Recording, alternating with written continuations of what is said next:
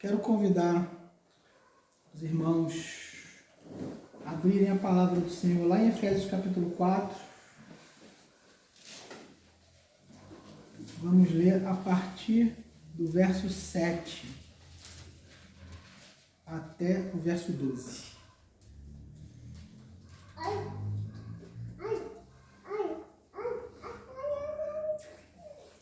Efésios capítulo 4, a partir do verso 7.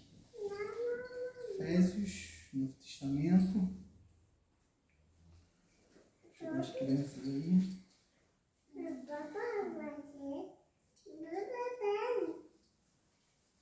Diz assim: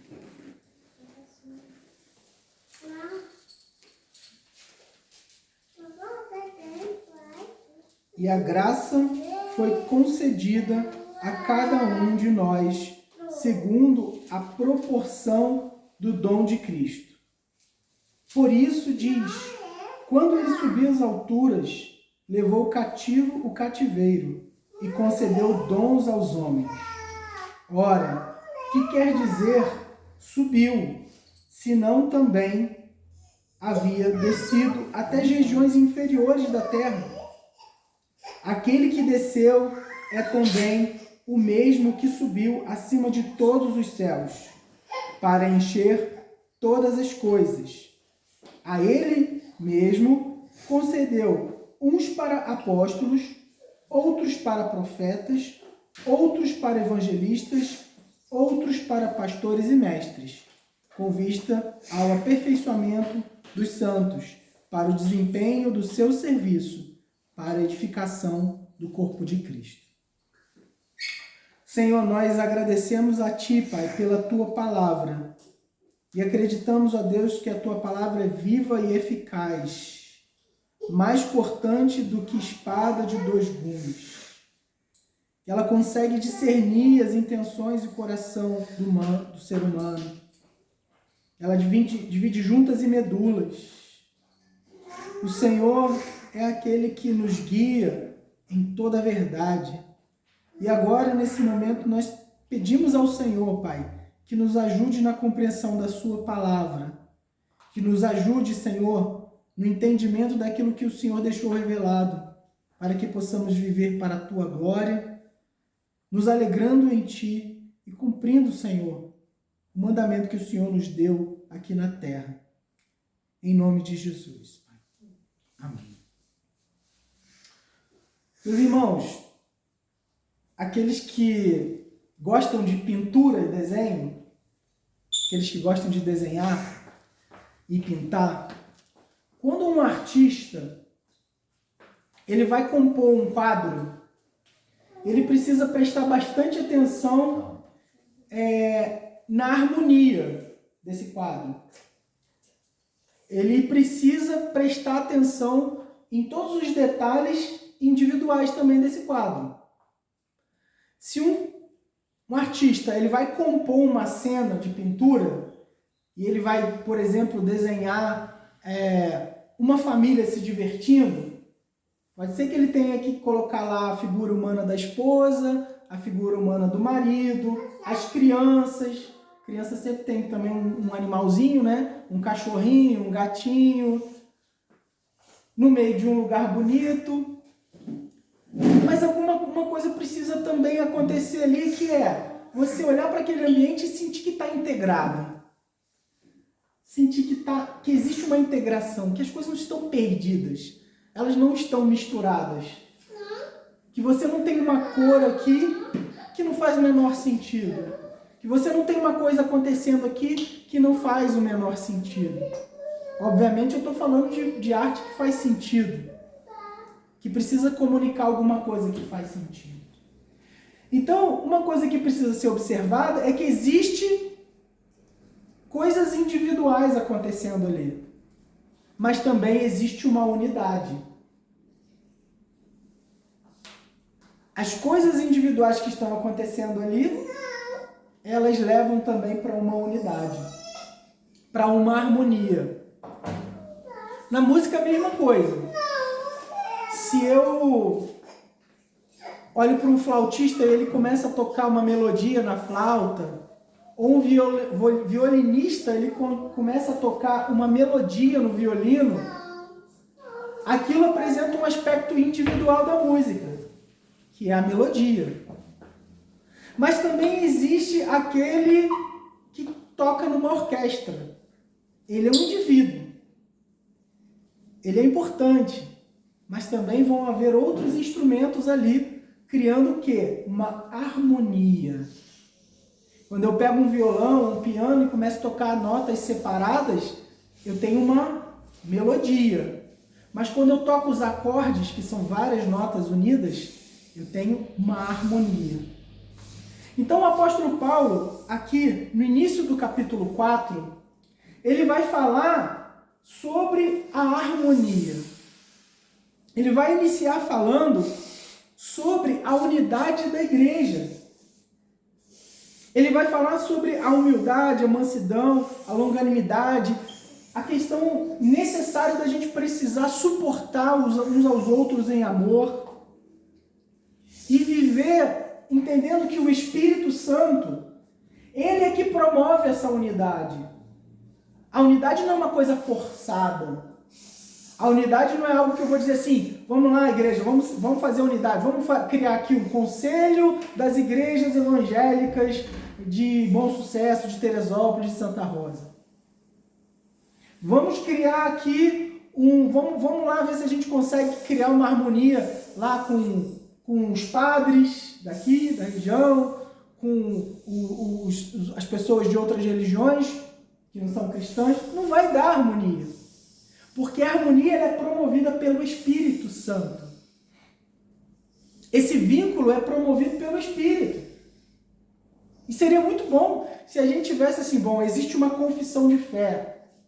É por isso que as confissões de fé existem, para que essa harmonia ela esteja centralizada na palavra de Deus, naquilo que Deus nos ordenou. Porque a gente tem credo em Deus Pai, Todo-Poderoso, Criador dos céus e da terra, são coisas que a gente entende em comum. Esse é o lugar comum. E esse é o lugar comum que é promovido pelo Espírito por meio da sua palavra. Então Paulo inicia, foi o que a gente já viu, falando sobre essa harmonia. Mas nesse momento, agora, Paulo vai começar a falar sobre questões individuais.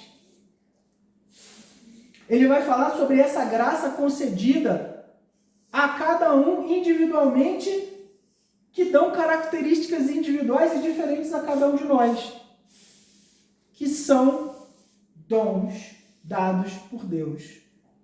Quando a gente vai olhar a palavra de Deus, principalmente lá em 1 Coríntios, após o capítulo 12, a gente vai ver que existem vários dons, diversos dons.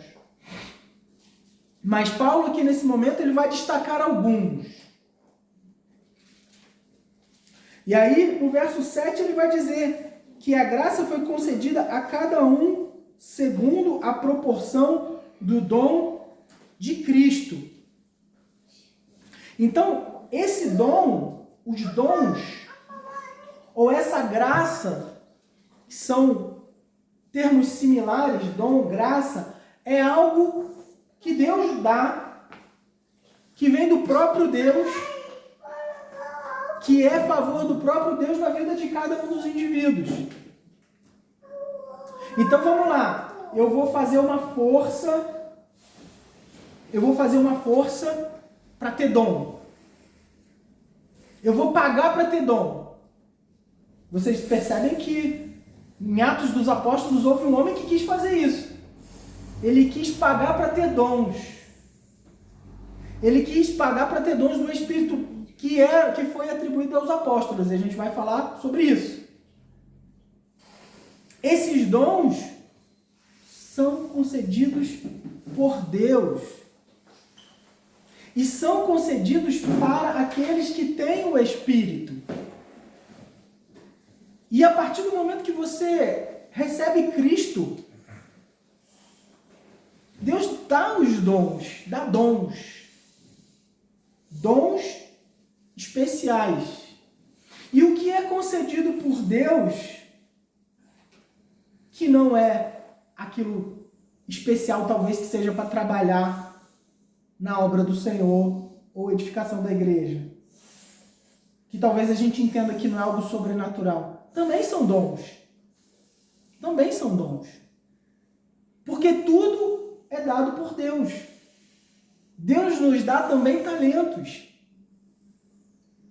Deus pode dar um talento para um para trabalho com tecnologia, um outro para fazer um trabalho artesanal bonito, para deixar os carros bonitos, para empreendedorismo, para cuidar da casa, do filho. Ele vai dar dons para nós. É concedido por Deus. Todos os dons são concedidos por Deus e são graça do Senhor. Graça do Senhor.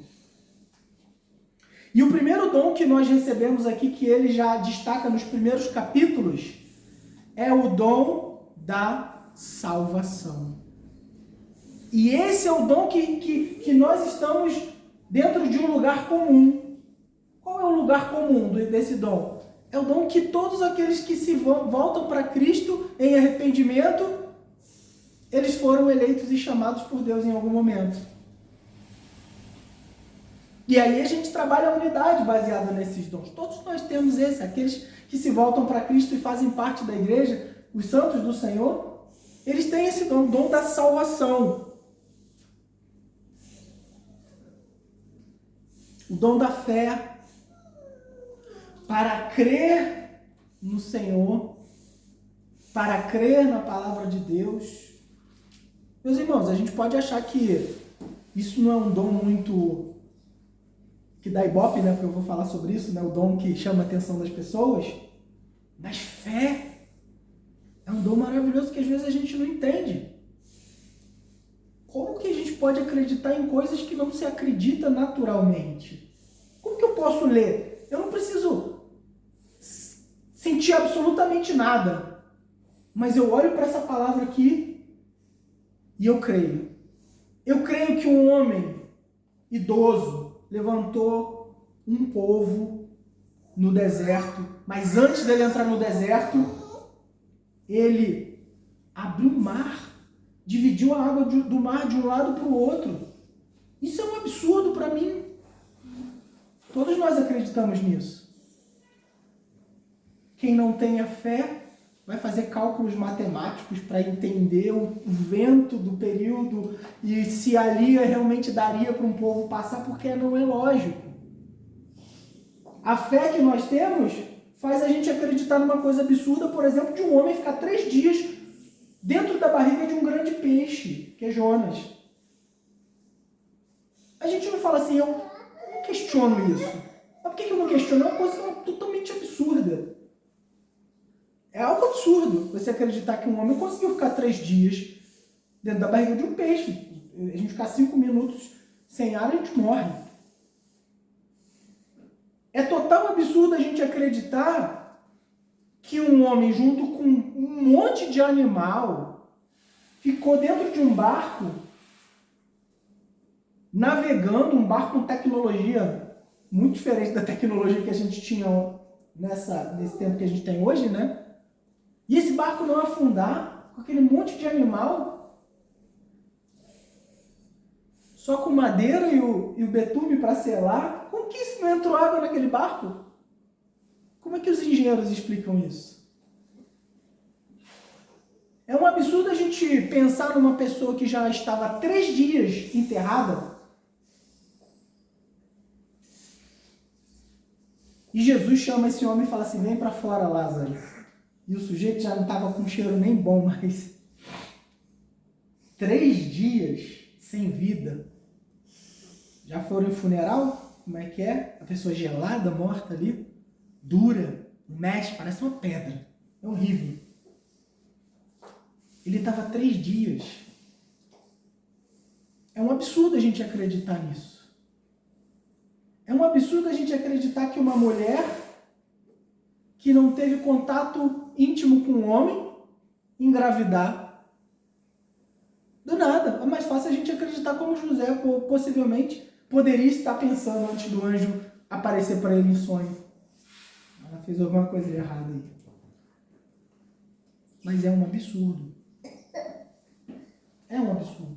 É um absurdo a gente parar para pensar que o céu parou. O sol e outras estrelas também, lua, parou. Então, quando a gente para pensar que a gente acredita em coisas absurdas, a gente só pode responder isso de uma forma. Deus concede a nós fé necessária para acreditar. Às vezes as pessoas falam assim, o sujeito vai para a faculdade, ele vai para a escola, ele vai perder a fé. Ele vai aprender um monte de ciência. Eu costumo dizer que aquele que perde a fé quando vem lógica, matemática, talvez ele nunca tenha tido esse dom da fé. Até porque, para você acreditar em algumas questões da ciência, você precisa de fé também. Por exemplo, para você acreditar que uma sopa de micro-organismo ela deu a vida a partir do nada, precisa de fé. Para você acreditar que existe planetas que foram formados por uma grande explosão, precisa de fé. Porque se eu pegar uma bomba e explodir aqui, não vai gerar harmonia, vai gerar caos. Se eu explodir essa casa agora, vai pedra para tudo quanto é canto. Vai virar planetinhas organizados, com mares, com sistema solar, com atmosfera, com vida, com estrelas com uma harmonia tão impressionante que a gente sabe se a Lua se aproximar do planeta Terra, a gente cria um colapso. Olha a matemática de Deus organizada. Como que uma explosão vai gerar isso? A gente pensar que se o Sol se aproximar alguns centímetros da Terra, a gente incendeia. E se ele afastar alguns centímetros, a gente congela. Olha, quem colocou isso para ter harmonia? A gente pensa, é um designer. E é um designer inteligente. E o caos não pode ser... A harmonia não pode ser produzida pelo caos. Como que o caos produz harmonia? Então, para você acreditar na ciência, você também precisa de fé. Então, percebam que existe alguma coisa em comum na igreja.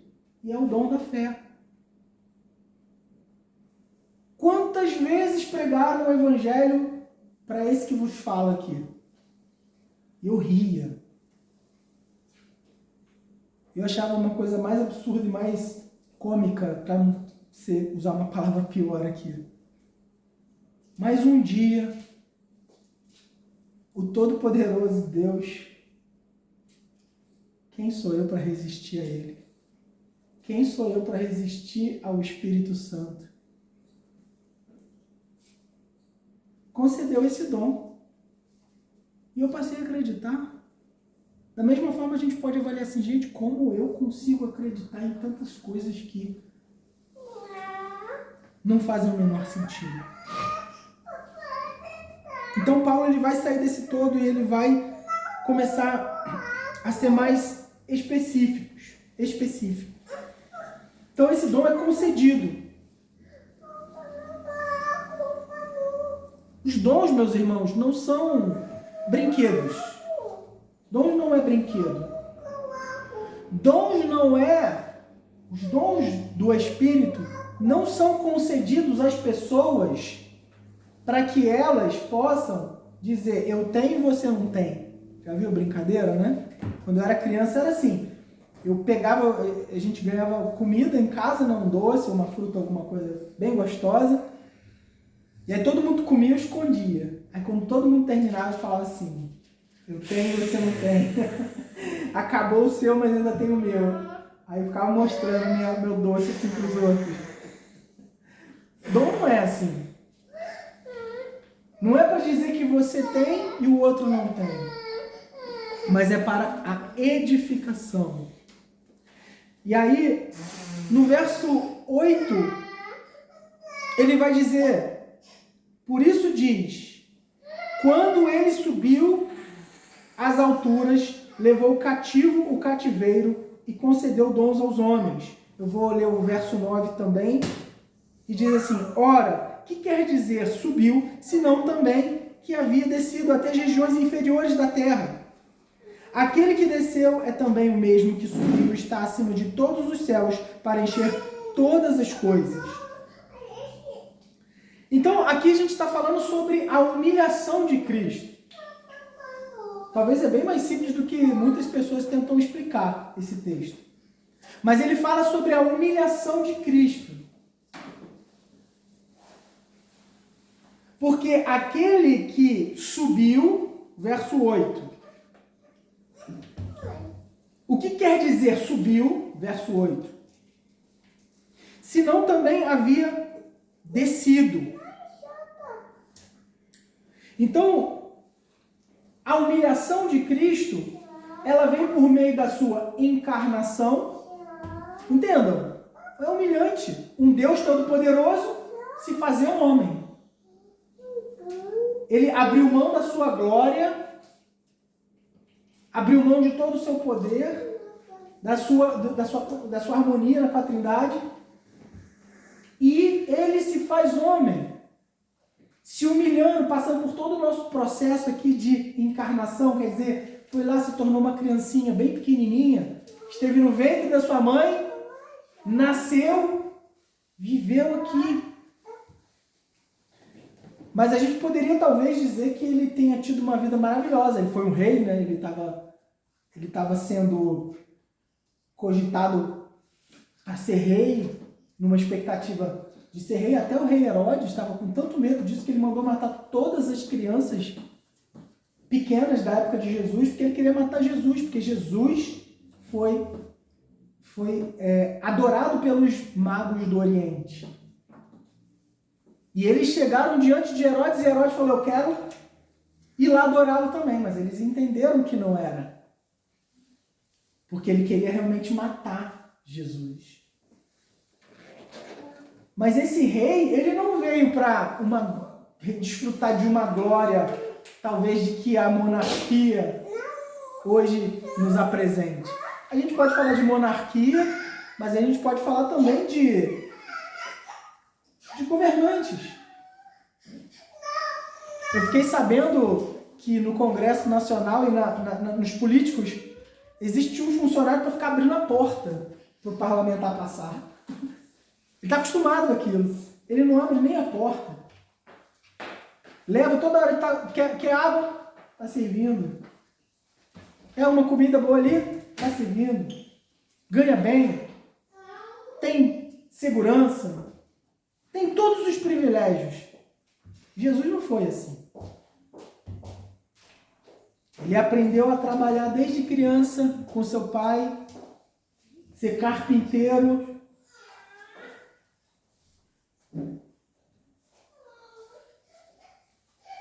E já na sua infância, Jesus, ele teve que passar por desafios muito grandes. Não teve enxoval para Jesus, não teve festinha para receber fraldinhas. Obviamente que eu estou descontextualizando e sendo anacrônico, né, tirando do tempo. Não teve um hotel maravilhoso, mas Jesus ficou numa estrebaria junto com animais. Então esse que desceu, que foi humilhado, que passou por tudo aquilo de sofrimento que a gente já bem mencionou aqui,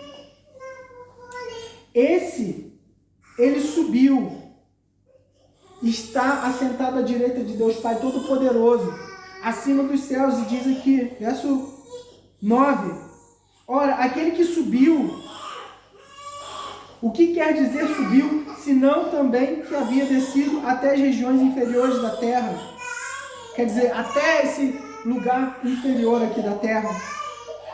Aquele que desceu é também o mesmo que está acima de todos os céus, para encher todas as coisas.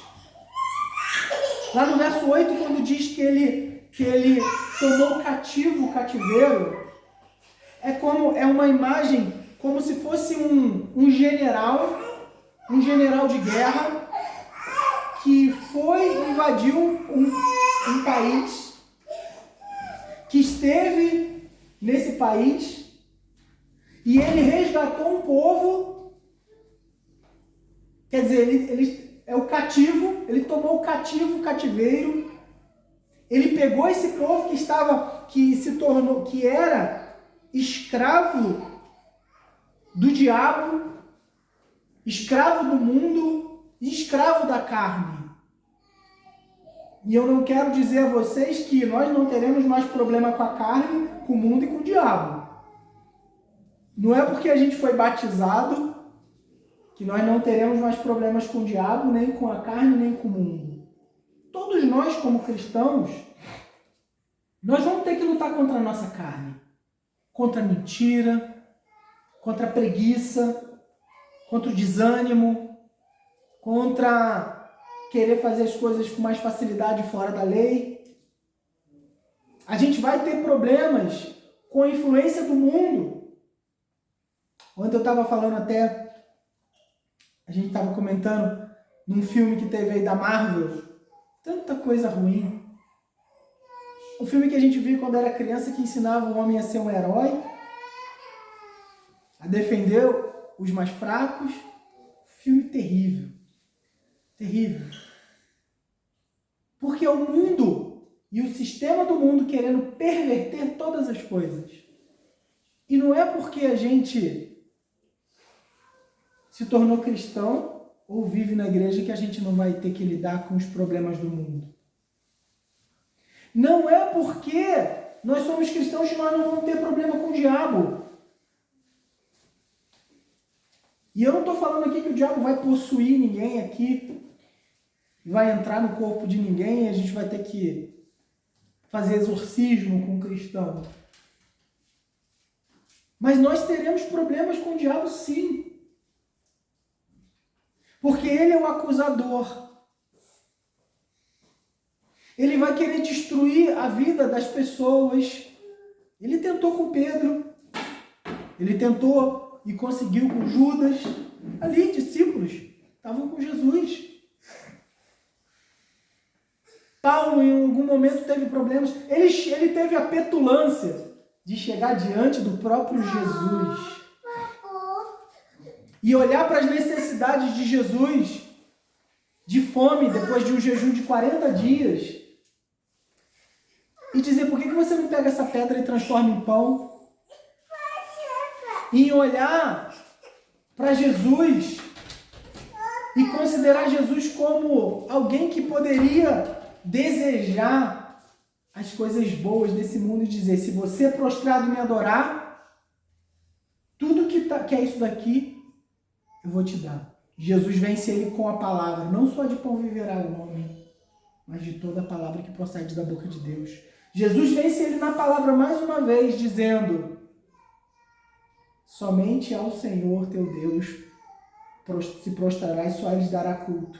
Aí o diabo pensa assim, bom, já que ele está dizendo da palavra, vamos pegar a palavra também. E o Satanás chega para ele e fala assim, leva ele até o pináculo do templo e fala assim, Jesus, pula daqui de cima.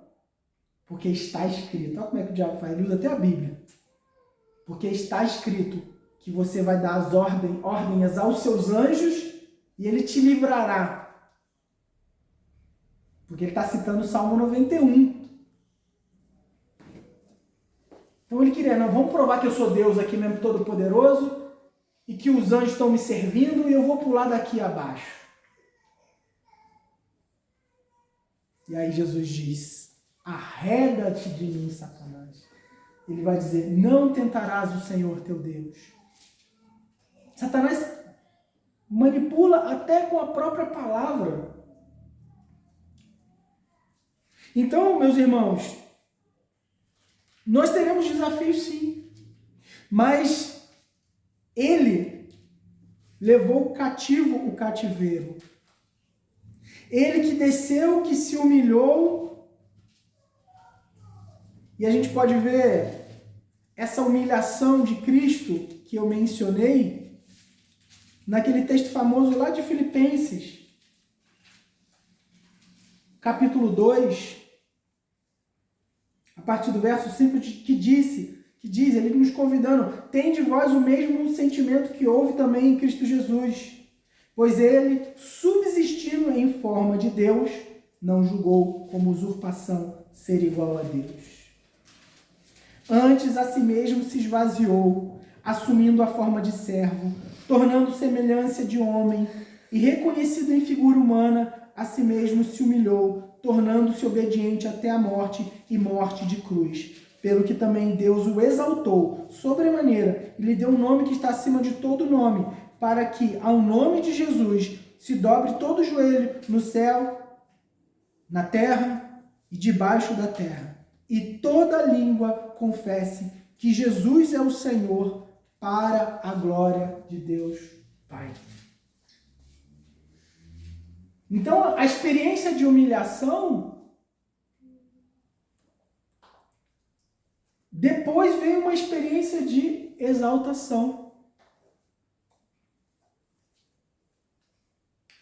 E aí, ele concede dons aos homens. E lá no verso 11, ele vai começar falando sobre esses dons do Espírito. E aqui vou destacar aqui para vocês que esses dons, todos esses dons eles estão relacionados com a palavra.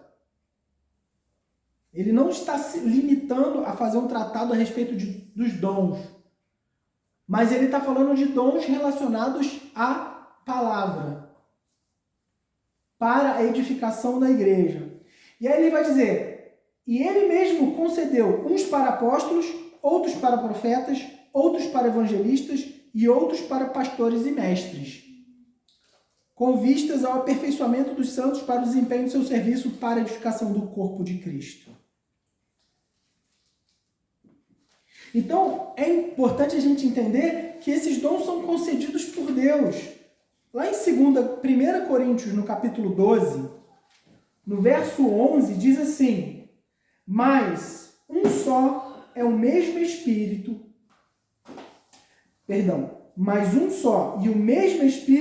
realiza todas estas coisas, distribuindo-as como lhe apraz, a cada um individualmente. E cada um da forma com que lhe apraz. Então a gente entende, não é uma coisa que nós vamos buscar, desejar, escolher, mas é algo que Deus dá para cada um, como lhe apraz.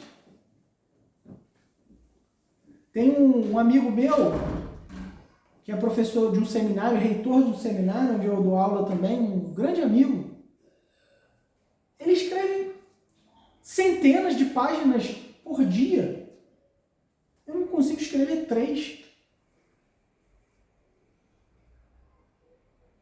Ele manda os textos para eu corrigir. Corrige aí, professor. 40 páginas, 50 páginas, 100 páginas. E eu estou 1 mês já escrevendo 5. Comentando quase que a Bíblia inteira, eu falei assim, isso é Deus. É dom. Pode ser que alguma pessoa olhe para você e fale assim, poxa, mas eu nunca conseguiria fazer isso que você faz. A gente pode se esforçar, mas Deus ele dá características especiais para pessoas. Algumas para contribuição. Ele vai falar aqui, a gente não vai mencionar, mas existem pessoas que falam assim, poxa, eu gostaria tanto de sustentar esse missionário, de ofertar, de trazer condições assim. Mas talvez Deus te dê condições de você contribuir, mas não tanto quanto aquele. Deu condições de você escrever, mas não tanto quanto aquele. Deus deu sensibilidade para cuidar, mas não como um pastor.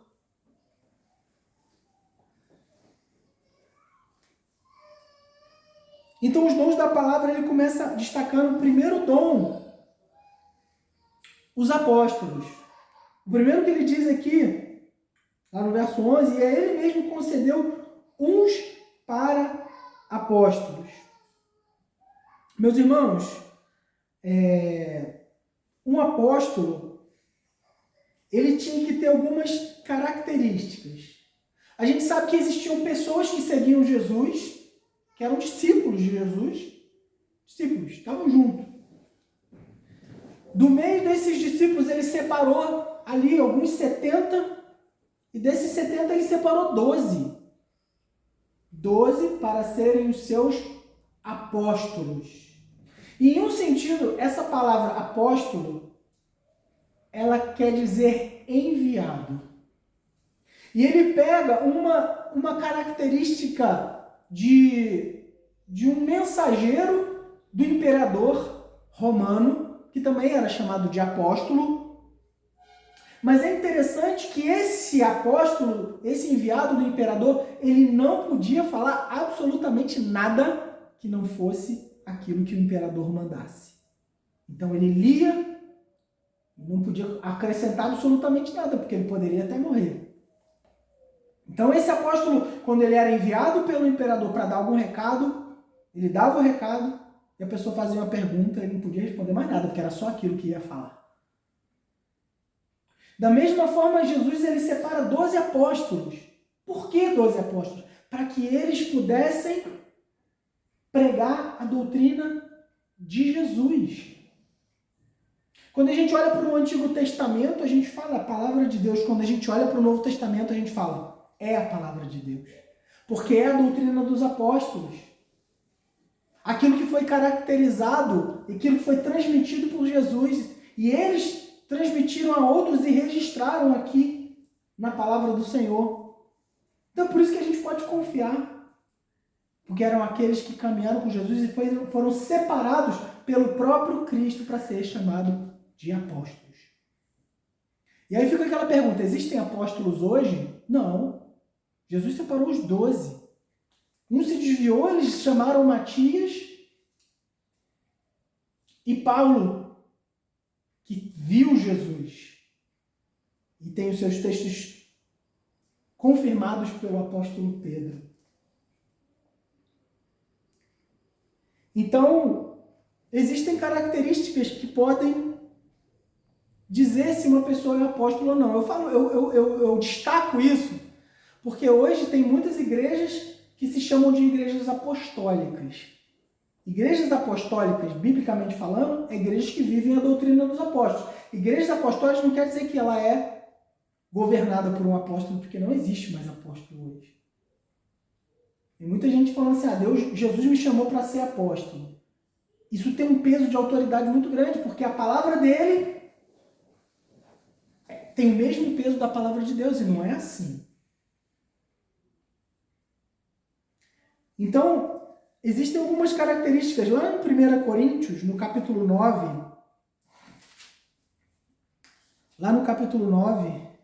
a partir do verso 1, Paulo diz assim, não sou eu porventura livre? Não sou eu apóstolo? Não vi Jesus, nosso Senhor? Então ele está querendo dizer aqui, eu sou um apóstolo, eu vi Jesus. Então uma das características de um apóstolo era que ele deveria ter visto Jesus. Lá em Atos também, voltando aí um pouco, Atos, capítulo 1, verso 21, diz assim, é necessário, pois, que dos homens que nos acompanhem todo o tempo que o Senhor Jesus andou entre nós, começando no batismo de João, até o dia em que, dentre nós, foi levado às alturas.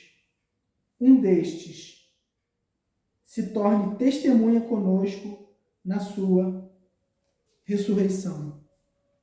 Então, também ser testemunha da ressurreição. Em 2 Coríntios, capítulo 12,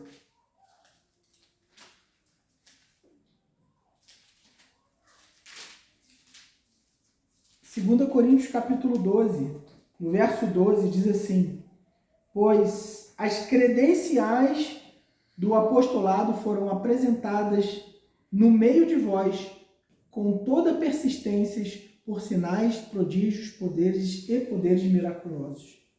Então, o apóstolo também ele tem que é caracterizado também por alguém que realizou milagres. Jesus, quando enviou os seus apóstolos, eles voltaram e falaram assim, olha, os demônios se sujeitaram a nós. Olha, muitos milagres foram realizados.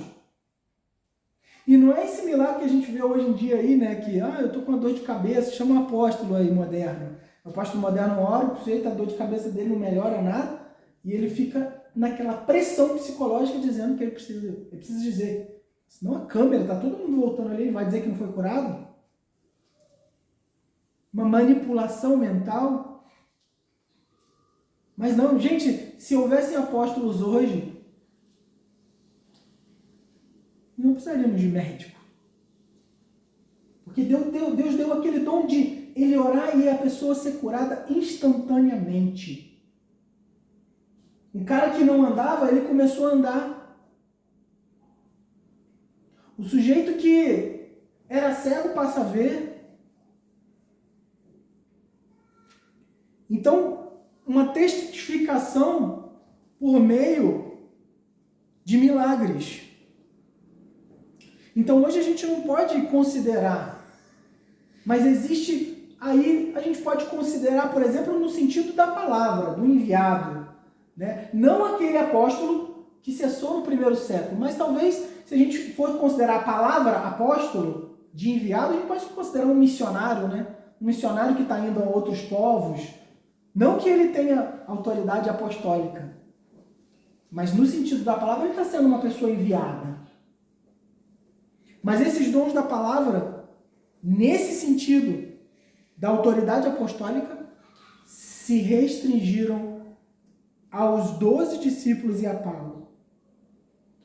Ele também vai falar apóstolos, outros para profetas. Então, o que é o profeta? Como que nós profetizamos? Nós profetizamos quando nós pregamos a palavra de Deus. É muito importante considerar isso. Quando que há profecia? A profecia é a palavra de Deus dada aos homens e o homem transmitindo aquilo. Então, quem são os profetas? Os profetas são aqueles que pegam a profecia, a palavra de Deus e transmitem. Isso é profetizar. Existe um livro sobre homilética, que a gente ensina sobre pregação, não tem nada a ver com aquele ovo que a gente faz mexidinho assim, né? Com tempero. Homilética é quando a gente aprende a pregar. Existe um livro de homilética que fala, chama-se A Arte de Profetizar. Talvez alguém possa falar assim, mas isso é um dom que vai acontecer, eu vou entrar num êxtase aqui e vai acontecer uma coisa sobrenatural e aqui eu vou começar a falar uma coisa que não tem conexão nenhuma com a Bíblia. Não, isso é um falso profeta. E eu vou dizer, Jeremias ele enfrentou os falsos profetas. E é interessante que o falso profeta, ele sempre vem com uma coisa maravilhosa para você, né? Hoje mesmo você vai ter a vitória. Hoje mesmo vai ser o melhor dia da sua vida. Hoje mesmo você vai ser curado. Recebe isso aqui que é de Deus para você, que hoje você arruma um namorado para casar. Deus tem uma grande obra na sua vida. Pode ser que tenha. Pode ser que tudo aquilo coincida, né? Ele vai falando um monte de coisa ali, às vezes alguma coisa acaba acontecendo. Mas o profeta é aquele que pega a palavra de Deus e transmite. E naquele sentido, como a gente tinha no período do Antigo Testamento e também em partes do Novo, esse dom da profecia, de pegar a palavra para que houvesse algo e se registrasse do próprio Deus, aqueles que foram responsáveis, por exemplo, como Moisés, como Ezequiel, como Jeremias, como Isaías, Oséias, Amós, todos os profetas, João Batista. A gente não existe esses profetas hoje. Jesus fala, eu sou profeta e trazer uma nova revelação. Porque você já parou para pensar, meus irmãos, o quanto de homens que se dizem profetas hoje e estão falando de coisas às vezes que é da sua própria vontade. Então a profecia, esse dom é de você transmitir a palavra de Deus. E aí ele vai falar que existem alguns alguns que foram separados os dons de evangelista. Percebam, apóstolos, que são aqueles que transmitem a palavra de Cristo, profetas, que são aqueles que transmitem a palavra de Cristo, evangelistas, que são aqueles que receberam a palavra de Cristo, ouviram a palavra de Cristo e foram levar essa palavra de Cristo em outros lugares. Esses evangelistas, eles têm uma característica especial, um dom especial dado por Deus de levar a palavra de Deus em outros lugares. Esses são os evangelistas. São missionários. Agora, é interessante que todo ser humano, todo cristão, ele tem esse dom, ele precisa ter esse dom do evangelista. Lá em 2 Timóteo, no capítulo 4, verso 5, diz assim, Paulo falando a Timóteo: tu, porém, sê sóbrio em todas as coisas, suportando as aflições. Faz o trabalho de um evangelista. Cumpre cabalmente o seu ministério, o seu serviço. Suporta as aflições, os desafios e faz o trabalho de um evangelista. Sabe que existem pessoas com características especiais que vão trabalhar como evangelistas em vários lugares, como missionários, levando e recebendo a palavra de Deus e transmitindo a pessoas que não ouviram ainda em lugares distantes. Mas a característica de um evangelista, todos nós devemos ter, de evangelizar. E ele termina falando sobre pastores e mestres. Meus irmãos, pastor e mestre aqui está junto. Percebe que ele diz pastores e mestres. Porque todo pastor, ele é um mestre. Nem todo mestre é um pastor. Mas todo pastor tem que ser um mestre. Todo pastor tem que ser um professor. Todo pastor tem que saber ensinar. Então, é um ofício que tem uma relação de ensino e cuidado. Ensino e cuidado. Pregação, exortação, quer dizer, animar os irmãos. Proteger as ovelhas. Vigiar as ovelhas por intermédio da palavra de Deus. Então, todo pastor ele precisa se dedicar ao ensino. E ele precisa se dedicar ao cuidado das ovelhas. O pastor, talvez aqui em todos esses dons, ele precise ter características desses dons. Características de um profeta, daquele que fala a palavra de Deus. Características de um evangelista. Característica de uma pessoa enviada, não como diz a vocês, como um ofício. Até porque um pastor é um presbítero, né? Os apóstolos, eles foram separados e depois Deus estabeleceu presbíteros para governar a igreja. A gente vê isso. Estabeleceu presbíteros. Existem presbíteros que se afadigam mais no trabalho, são dignos de dobrar os honorários. Esses são separados para viver somente do pastorado. E a gente chama isso de presbíteros docentes, aqueles que vão ensinar também. E existem aqueles que vão ensinar, vão pastorear, mas vão mais administrar. Então a palavra do Senhor, ela vai trazer as características desses dons com uma finalidade, desses 5 dons com uma finalidade. Eu termino aqui no verso 12 que diz: com visto ao aperfeiçoamento dos santos, para o desempenho do seu serviço, para a edificação do corpo de Cristo. Então, Deus, o Senhor, Ele nos dá dons, e aí eu não estou falando sobre essas fantasias que as pessoas chamam de dons hoje, muitas coisas. Deus dá dons para as pessoas para que a igreja seja edificada, para que cada um de nós contribua com alguma coisa. Volto a dizer, estou restringindo esses dons da palavra, existem outros dons, para que a igreja seja edificada e ela seja construída baseada na palavra de Deus. E é isso que eu quero orar por nós hoje, animar a todos nós.